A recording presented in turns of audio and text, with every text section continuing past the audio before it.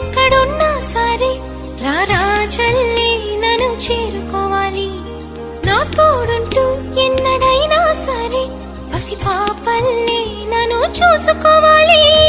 అమ్మలోన ఉన్న కమ్మదనం వెన్నలోన కలిపి నాకు ముద్దు ముద్దు గొరు ముద్దలు పెట్టాలి.